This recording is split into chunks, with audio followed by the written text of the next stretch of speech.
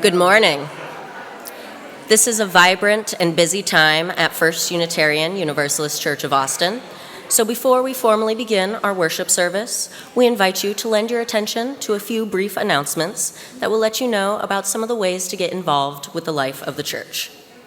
Each Sunday, one of our caring companions is designated to be available at the front of the sanctuary after the service to listen to any immediate pastoral needs and assist you with connecting to additional pastoral support if you would like. Today's caring companion is Linda West. Linda, could you please stand and wave so we know who you are? Thank you, Linda. Ann Edwards is meeting up with family and octogenarian friends in California this coming week for a destination birthday party to celebrate her own 80th birthday. To celebrate today with her church family, please join in a confectionery fest in Housen Hall immediately after the service. We cordially invite you to attend this year's Legacy Leaders Senior Luncheon, which will be held on Wednesday, June 11th from 12 to 1:30 p.m. in Housen Hall. Everyone is welcome to attend, regardless of age. We are combining our Legacy Leaders Appreciation with Senior Lunch this year. Our featured speaker is Reverend Kaya Hartwood, minister at the UU Brazos Valley Church in College Station. Legacy giving is important to our church, and we look forward to thanking those who have made a legacy commitment to the church and hearing Reverend Kaya speak about it. There will be no charge for this event, and an RSVP is not required. We look forward to seeing you on June 11th. On each Sunday, we light candles in the sanctuary and along the windows to mark sacred moments in our lives. Although we do have a time set aside during worship to note these candle lightings, you are invited to light candles at any time before or during the service when you feel moved to do so. We are thrilled to let you know that Reverend Michelle's knee surgery went well and she is doing well. Now, let all who have gathered in beloved community, whether in virtual space or in person, join our spirits in worship together.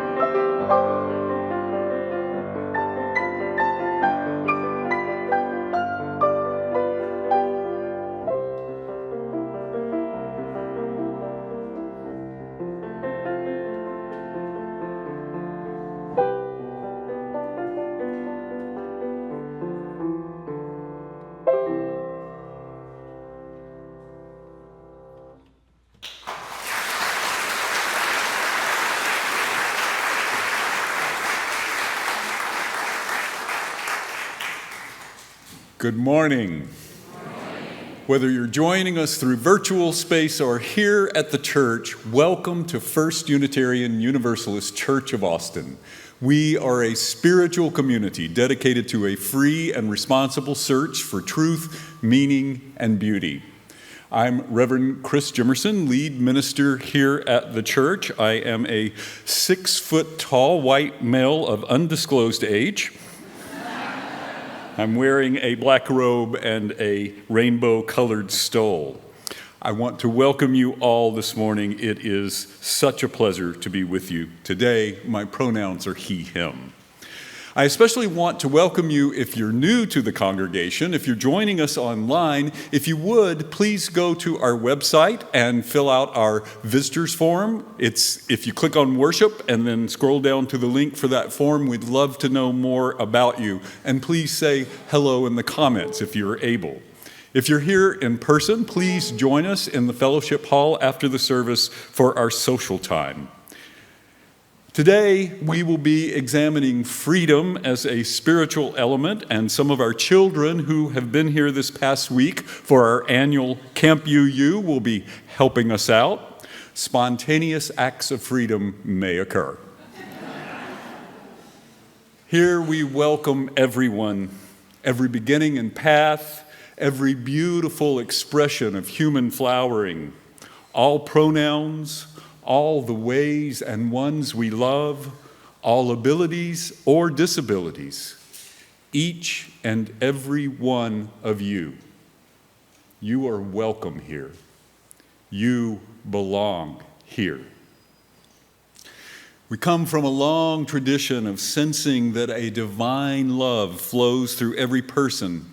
And it's in that tradition that I invite you to greet the holy among us this morning, either in the comments if you're with us online, or by turning to those around you here at the church.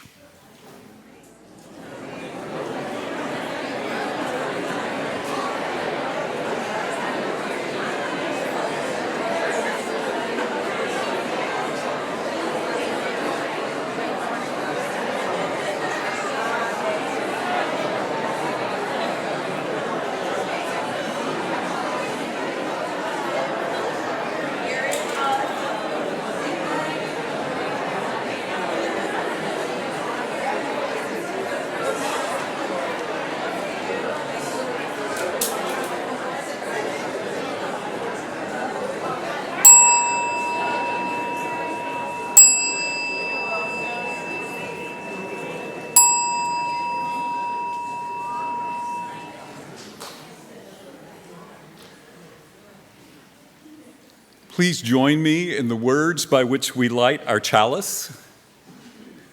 This is the flame we hold in our hearts as we strive for justice for everyone. This is the light we shine upon systems of oppression until they are no more. This is the warmth we share with one another as our struggle becomes our salvation.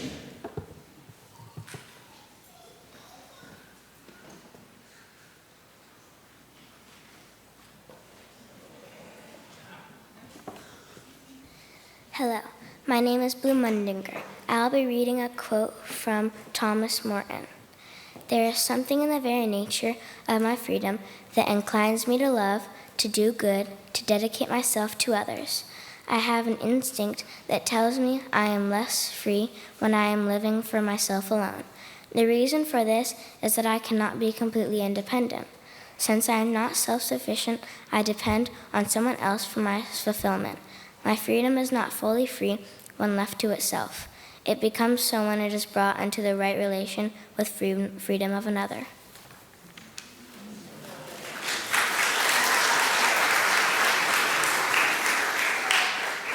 Good job, thank you. Now please rise in either body or spirit and let us sing together hymn number 347 from the Gray Hymnal, Gather the Spirit.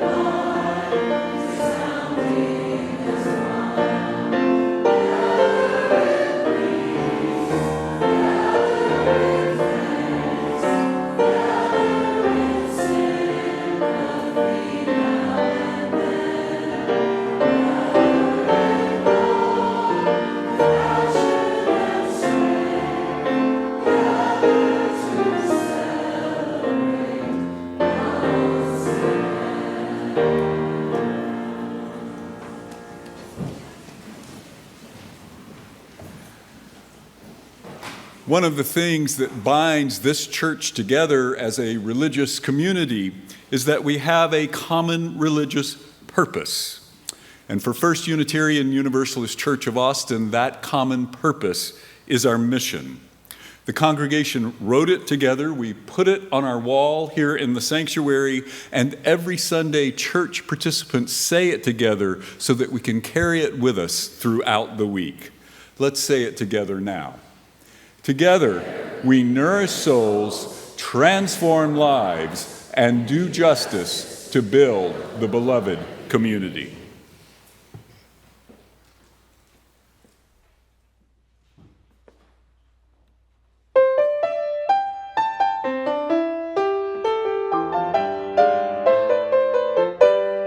Oh, walk together, children, don't you get weary. Walk together, children, don't you get weary. Walk together, children, don't you get weary. There's a great camp meeting in the promised land. Oh, walk together, children, don't you get weary. Walk together, children, don't you get weary. Walk together, children, don't you get weary. There's a great camp meeting in the promised land. Gonna walk and never tire. Oh, walk and never tire.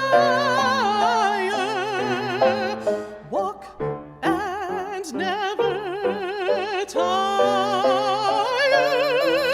There's a great camp meeting in the promised land. Oh, walk together, children, don't you get weary. Walk together, children, don't you get weary. Walk together, children, don't you get weary. There's a great camp meeting in the promised land. Gonna sing and never tire. Oh, sing and never tire. Sing and never tire. There's a great camp meeting in the promised land. Oh, walk together, children, don't you get weary. Walk together, children, don't you get weary. Walk together, children, don't you get weary. There's a great camp meeting in the promised land. Gonna shout and never tire. Oh, shout and never tire. Shout and never tire. There's a great camp meeting in the promised land. Oh, walk together, children, don't you get weary. Walk together, children, don't you get weary. Walk together, children, don't you get weary. There's a great camp meeting, great camp meeting, great camp meeting in the promised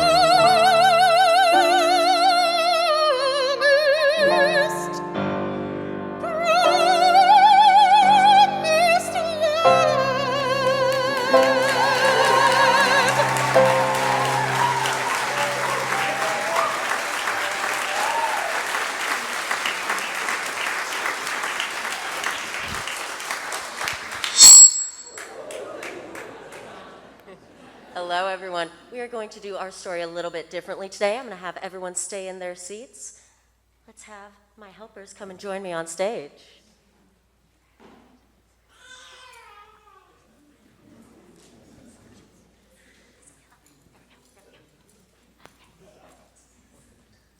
All right.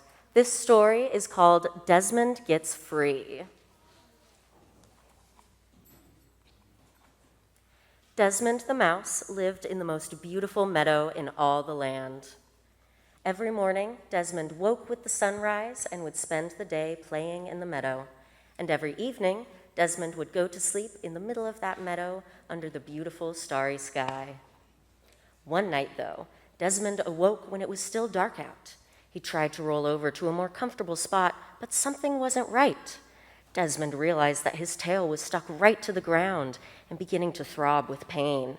He felt behind him, and there was a huge boulder that seemed to have fallen in the middle of the meadow just on his tail.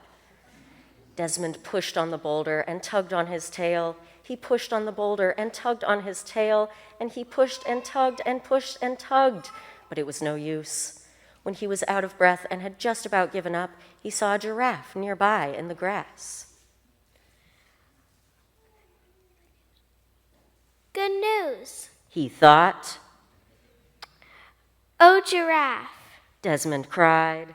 could you please push the boulder a few inches in the other direction so that I could go free? The giraffe looked at Desmond and laughed the way giraffes do. Silly mouse, Said the giraffe. that's no boulder. That's an elephant that's fallen asleep in the middle of this meadow, just on your tail.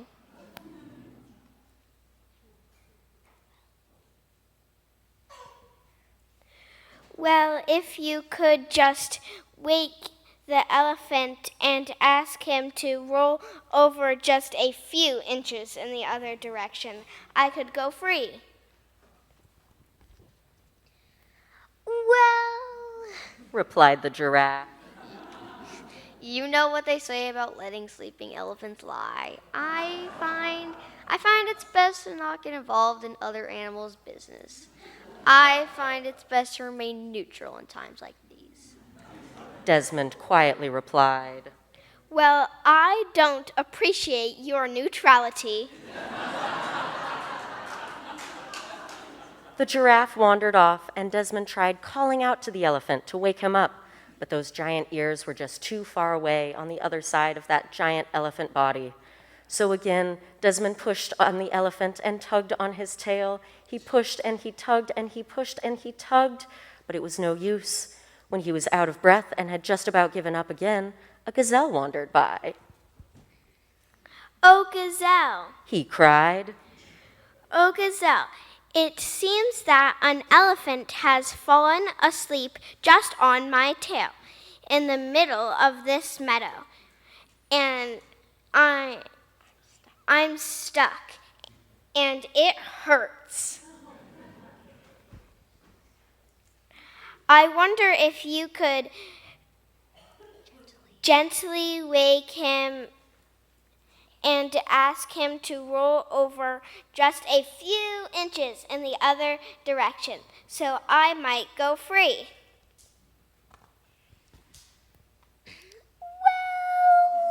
Said the gazelle. I see your problem there. But you know what they say about letting sleeping elephants lie. I find it's best to not get involved in other animals' businesses.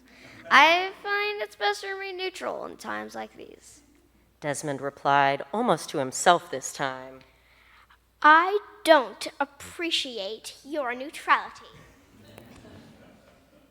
Desmond tried again to call out to the elephant. He tried again to push the giant animal away. He tried again and again to tug his little tail free, but it was no use. When he was out of breath and had just about given up for the last time, he saw another mouse wandering through the meadow. My name is Nelson. Nelson,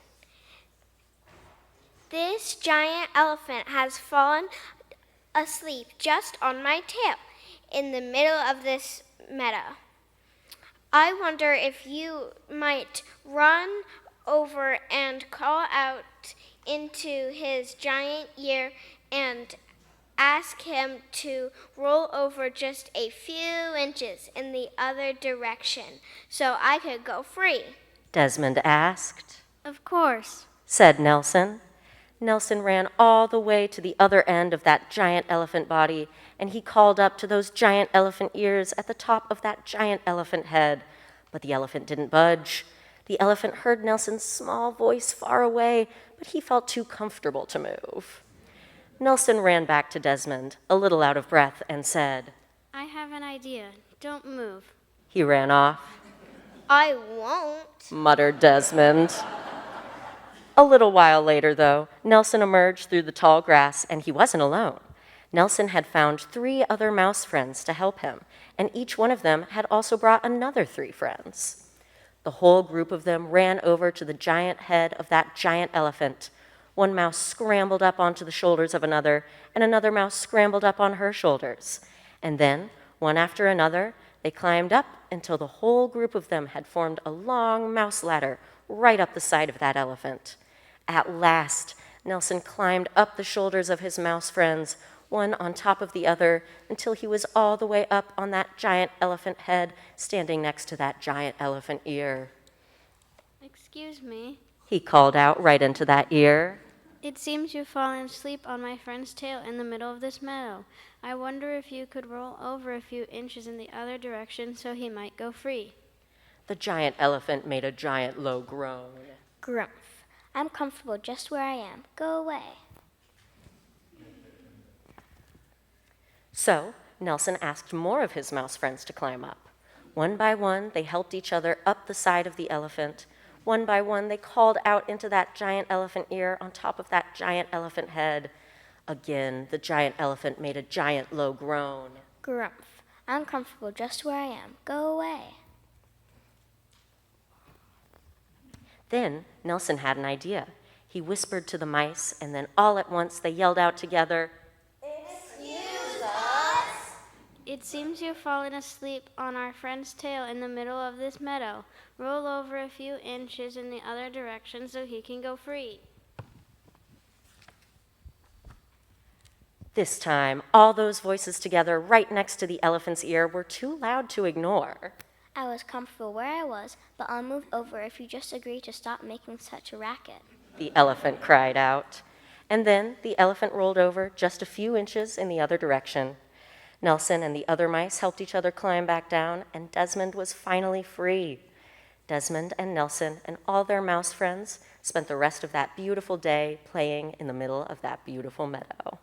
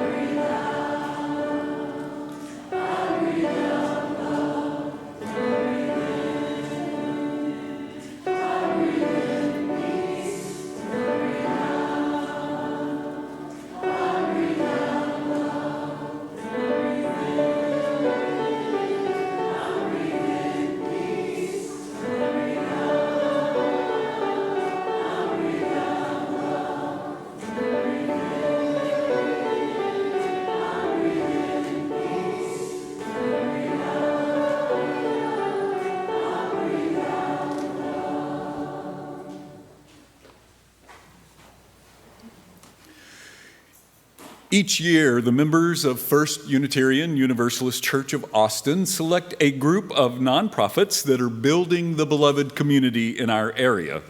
On the second Sunday of the month, we take up an offering that we give away to support these organizations, and we feature a representative who highlights the great work of one of them.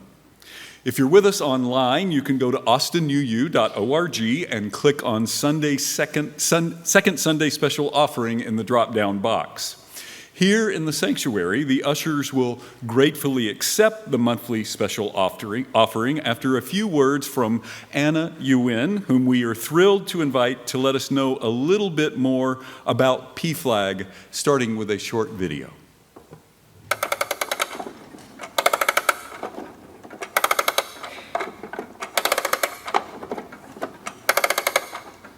For 50 years, PFLAG has been leading with love. What started as a letter to the editor from one mother of a gay son led to a march with parent and child side by side. They brought together a meeting of parents and families with their lesbian, gay, bisexual, transgender, and queer loved ones.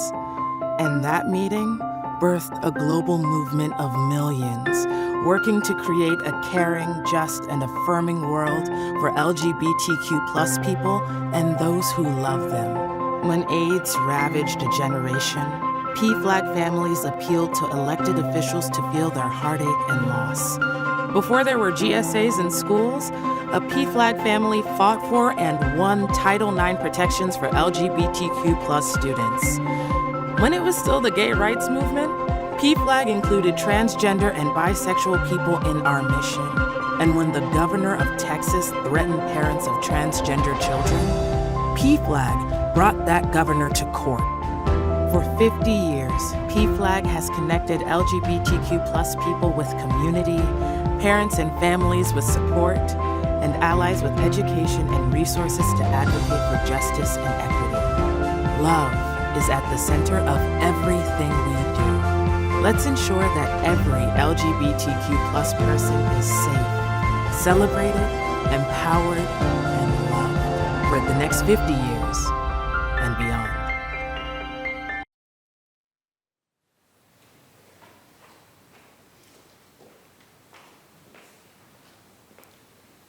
Good morning. My name is Nguyen. My pronouns are she, her, hers. I am a Vietnamese American transgender woman, slightly built, 5'8". Today I am about 6 feet because I'm wearing heels. I'm wearing a baby blue off-shoulder mini dress with a script in the front that says "We are family" in rainbow colors. I am the Vice President of Operations for PFLAG Austin, which is the Austin chapter of PFLAG, a national nonprofit that has a mission of uniting LGBTQIA+ people and those who love them to provide advocacy, education, and support.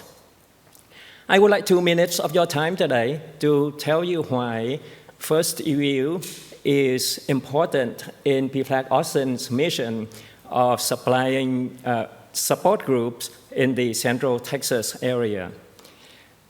The 2-minute duration is significant. That is the amount of time that I am allowed for my testimonies every time I go to the Capitol to give testimonies. And I know many of you know that because you had been there alongside us many a times. And that is my central point today, and that is that even as the queer community is fighting difficult battles, the presence of allies such as yourself alongside us fortifies our courage and intensifies our resolve. Ally is a verb. You've heard that before. And first you will demonstrate that ally is an action by selecting PFLAG Austin as a recipient of the generosity of your congregation.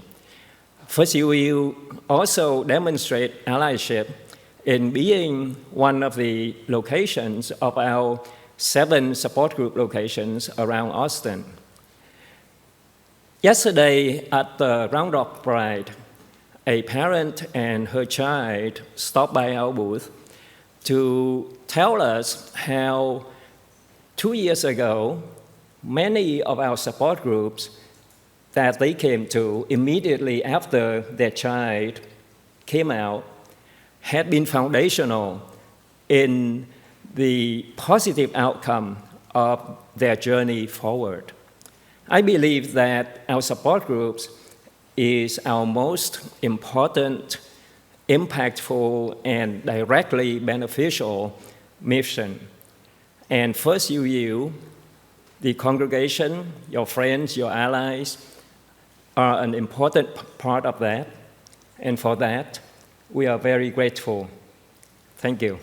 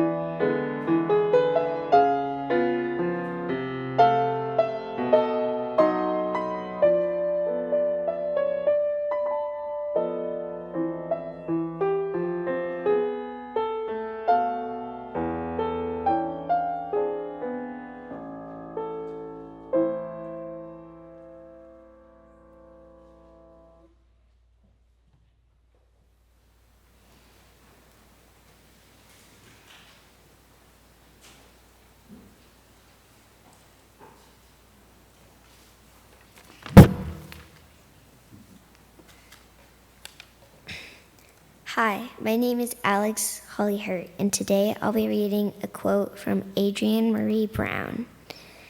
I am learning that getting well in community is liberation. We are interdependent. When one of us attains freedom, it rekindles that longing in each of us. When we learn to feel, when we learn to stand with each other in feeling, when we learn to tune into the wisdom of our bodies, to love ourselves, to love each other, we are doing the unthinkable. We are creating new worlds of possibilities.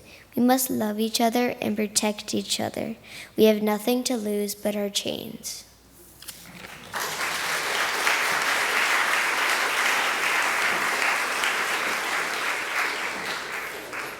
Thank you. That was very good. This is the time in our service when we breathe together. We center ourselves together. And breathing together, we sense one another's loving presence. Breathing in, breathing out, we follow our breath to a deeper place inside, a place of greater wisdom, the place where our souls know true freedom, that place where an ocean of divine love flows through us. And breathing together, we enter into a time of sacred silence, remembering that sacred silence is holy enough to encompass human sounds, whether adult or children. Breathing in, breathing out. Let us enter into the sacred silence together.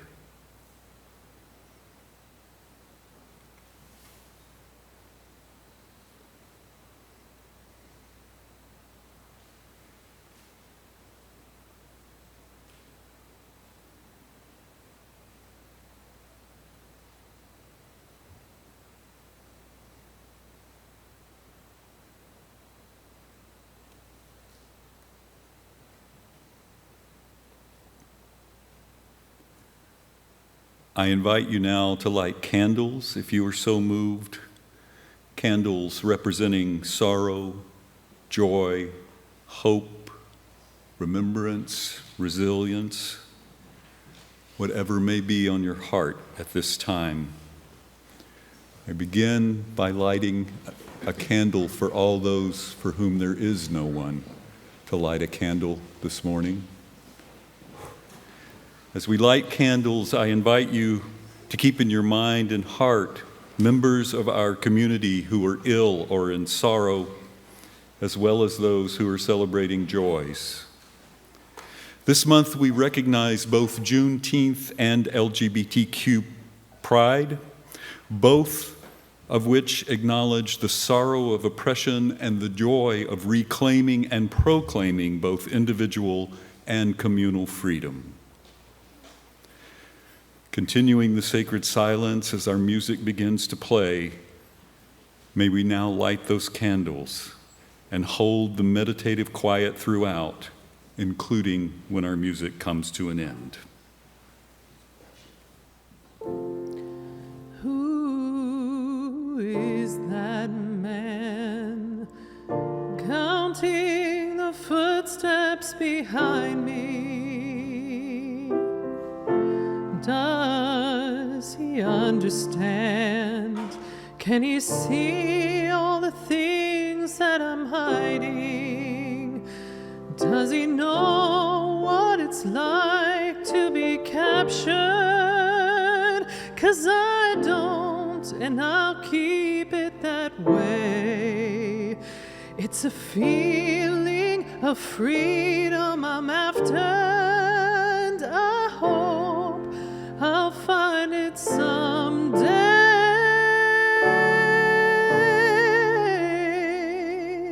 so I can stop running from all the things and I can stop running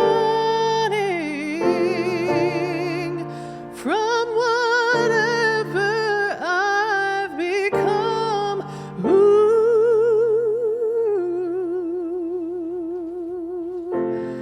Who is that man walking the pavement beside me?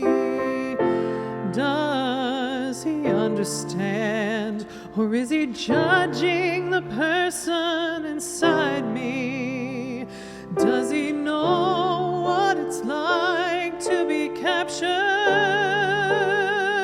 'Cause I don't, and I'll keep it that way. It's a feeling of freedom I'm after, and I hope I'll find it someday, so I can stop running from all the things that I have done, and I can stop running from whatever I've become, so I can stop running from whatever I have done.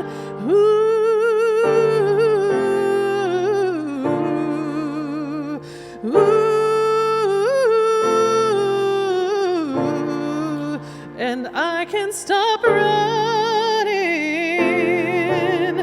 I'll stop running,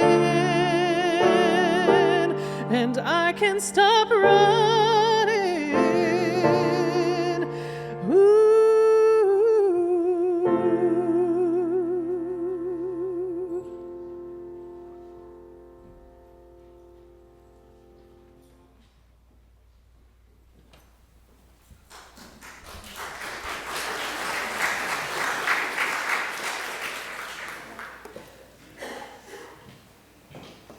In Chalice Camp this week, we learned our camp creed and learned about a different line of it each day.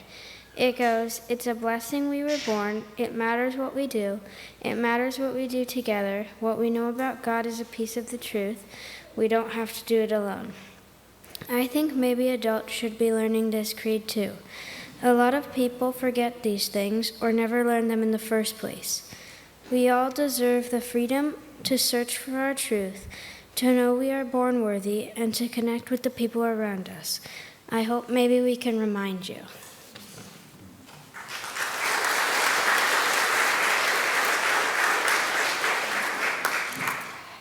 Thank you, Rosie. Hello, my names are Sol and Shanti.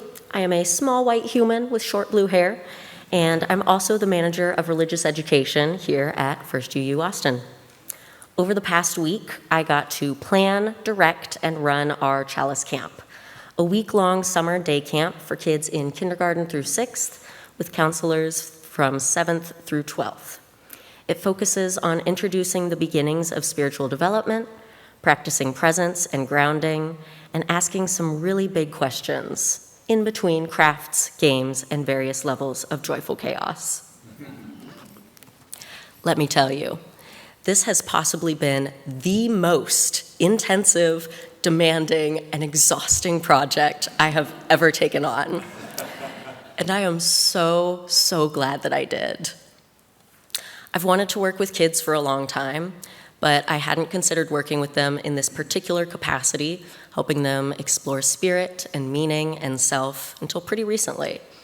And I'm finding it to be a calling that fills my soul beyond any work that I've done before. There's something sacred about the way that kids move through the world. They're honest. They'll tell you exactly what they think and feel, sometimes while sitting quietly in communal reverence, and sometimes while running in circles, demolishing a bag of Cheez-Its.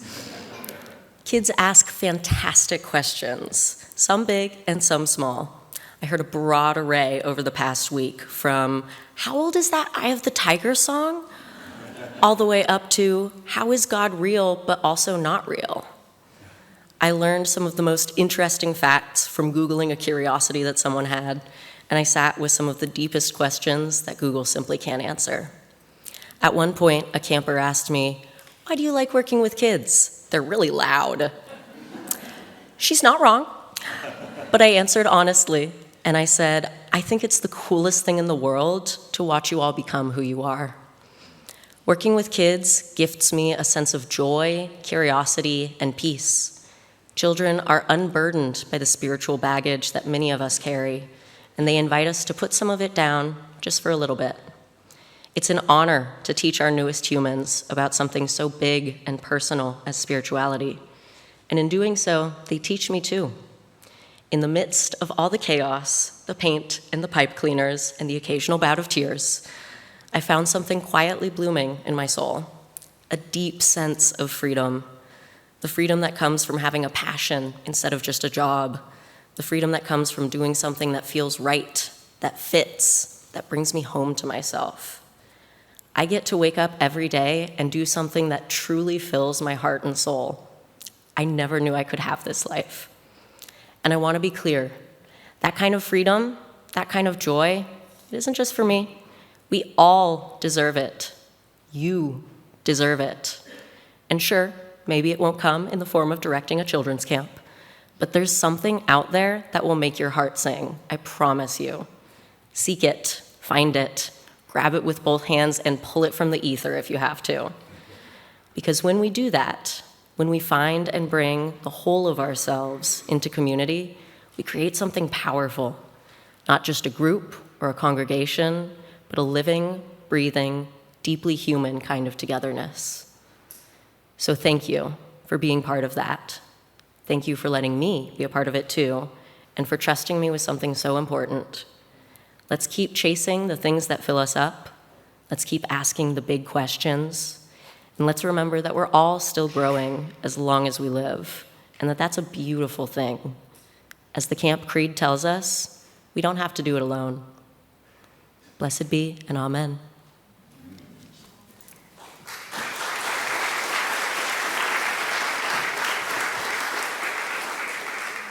Thank you both.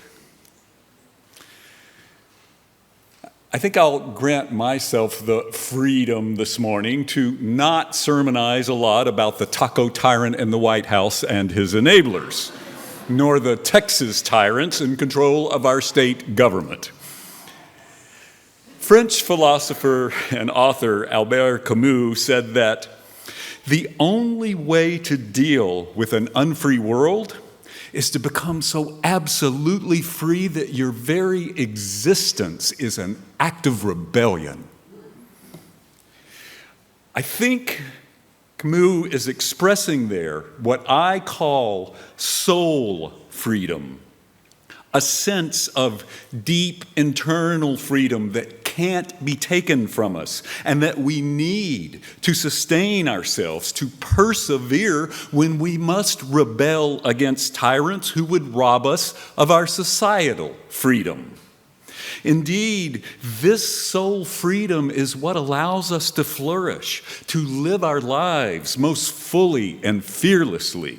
It is what has empowered people throughout the ages to thrive even when forced to endure the harshest of repressive conditions. Concentration camps, slavery, colonization, racism, ongoing systemic oppression. Our children at Camp UU this past week, as you've heard, have been learning about our Unitarian Universalist theological heritage and identity, an identity that is deeply rooted in this soul freedom. From the early Unitarians that claimed the freedom to reject religious dogma and to form their own personal relationship with the God of their understanding, to our Universalist forebearers that freed us from fearing a judgmental and punishing God, centered us instead in liberatory, universal, and communal love. Now, one of the things that we UUs have discovered along the way is that there is a potential paradox in developing soul freedom, a tension between individualism and communalism. Communities can sometimes stifle our personal freedom, the expression of our true selves, can't they? And yet, as both of our readings highlighted this morning, we are interdependent. We need one another. We need love and support to fully become who we are meant to be, to find the sense of fierce love and belonging that sets our hearts and souls free. So we have to form communities that accept and support each of our individual whole and fully creative selves, while at the same time, each of us as individuals must choose to accept constraints, obligations that actually free us to contribute toward the love relationships and communal belonging we so desire. Here's another seeming paradox. Soul freedom requires surrendering. Surrendering to the fact that we are only the co-authors of our life stories, that much of the plot involves events that are well beyond our control. Our freedom lies in creating the narrative about how we interpret and respond to these events, surrendering all that isn't really important to us so that we are left with only the needs and boundaries that really matter to us. And this again frees us to then fiercely and fearlessly immerse ourselves in love and belonging. So what we surrender is really only that which we have been telling ourselves mattered to us that really didn't. And so often these things are things we absorbed and internalized from misguided, repressive societal norms that subjected our true selves in the first place. Author Virginia Woolf once put it, "The eyes of others are prisons, their thoughts our cages." Here's a part of my own personal narrative that I think might illustrate much of all of this. When I was 7, my dad developed severe depression that required repeated hospitalizations. By the time I was 12, he had divorced my mom. And because of all this, I became a sort of child parent to my younger siblings, a sort of child co-head of household with my struggling single mom. I had to learn to give love, to help, support, nurture, parent, protect. And some of that has become a valuable part of who I am. It's a big part of what led me to become an activist for justice, to work in social support organizations, eventually to become a minister. What it didn't allow me to see as a part of my story nearly as much, though, is that I also need to be nurtured, helped, supported, protected, to let myself want, accept, and ask for these things, to enjoy and recognize being loved.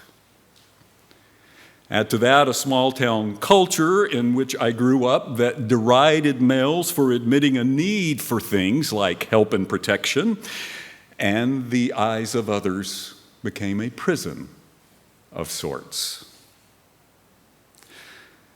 Flash forward to last year when my spouse of 33 years died. I grieved the loss of me loving him. I even felt gratitude for having loved him all those years. But somehow I was still stuck. I was having trouble moving forward. I was just going through the motions of life without the joy that it used to bring me, unable to even entertain the idea of romantic love again.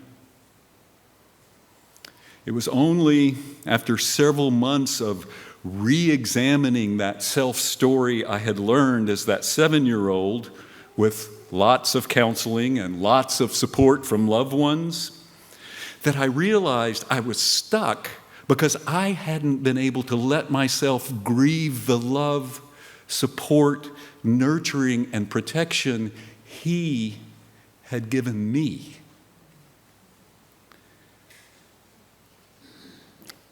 It was only then, after I began to surrender that nearly lifelong self-narrative to allow for a more full, whole self-image that accepts being loved and nurtured, that I found the freedom to open myself to new love and to life again. My beloveds, we will all sometimes fall into the traps that life can put in front of us. Our soul freedom comes from allowing ourselves love and belonging, accepting our interdependence, because that is what helps us to rewrite our narrative and steer our story in a new direction, more of our own choosing. And sometimes we have to allow ourselves some time, some freedom to learn and to unlearn some of those cages the thoughts of others and or our own have trapped us within. The learned habits that can be so very hard to surrender. I leave you with a poem by singer, songwriter, actress, and author Portia Nelson that I think illustrates this last idea in a kind of fun way. It's called Autobiography in 5 short chapters. Chapter 1. I walk down the street. There is a deep hole in the sidewalk. I fall in. I am lost. I am hopeless. It isn't my fault. It takes forever to find a way out. Chapter 2. I walk down the same street. There is a deep hole in the sidewalk. I pretend I don't see it. I fall in again. I can't believe I'm in the same place. But it isn't my fault. It still takes a long time to get out. Chapter 3. I walk down the same street. There is a deep hole in the sidewalk. I see it there. I still fall in. It's a habit, but my eyes are open. I know where I am. It is my responsibility. I get out immediately. Chapter 4. I walk down the same street. There is a deep hole in the sidewalk. I walk around it. Chapter 5. I walk down a different street. The end, and amen.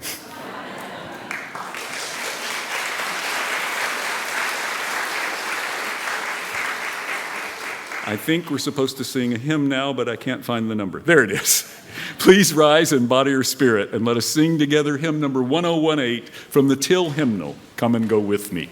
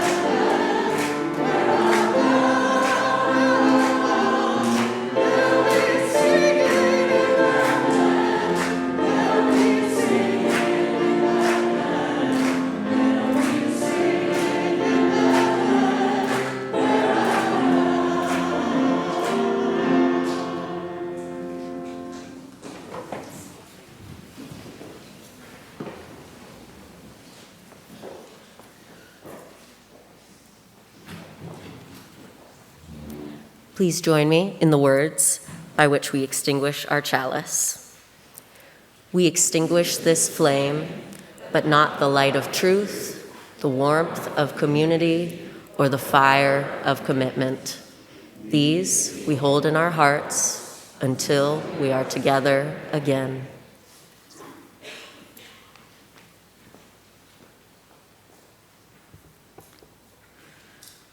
Go now into daily life free not only of that which holds you back, but also free to choose that which ignites your mind, body, and soul. Choose to revel in our interdependence. Choose community. Choose to love fiercely, fearlessly. This is our revolution. This is our journey toward freedom. May the congregation say amen, amen. And blessed be. Go in peace.